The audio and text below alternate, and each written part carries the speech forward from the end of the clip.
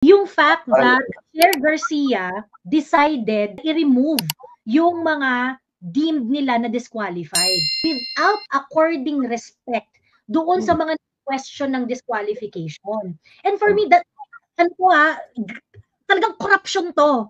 Talagang ano to, how can COMELEC disrespect the right to find remedy, the right to avail remedies ng mga kandidato na kino-question ang desisyon ng COMELEC because they have remedies, they can go to Supreme Court. Kapag hindi sila agree sa desisyon ng COMELEC, yet COMELEC find it acceptable or prudent na hindi, sige, tatanggalin ka na namin kasi nag-decide na kami na disqualified ka.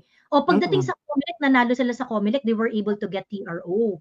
That in itself, very, very, very, very brazen na unang-una, yung pag-disrespect ng COMELEC sa karapatan ng mga dinisqualify nila na hindi nyo dapat tinanggal yan kasi nag-avail pa sila ng remedy eh.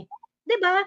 Either nag-print kayo ng balot nung kung ma-resolve na yan ng Supreme Court or while they're still availing of the remedy at hindi nyo alam kung ano magiging decision ng Supreme Court, you should have not removed their names in the ballot.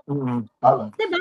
Bakit ang kapal ng mukha ng COMELEC na gawin yan at pagkatapos, itong desisyon ng COMELEC na ito, sinayang niya ang pera ng bayan.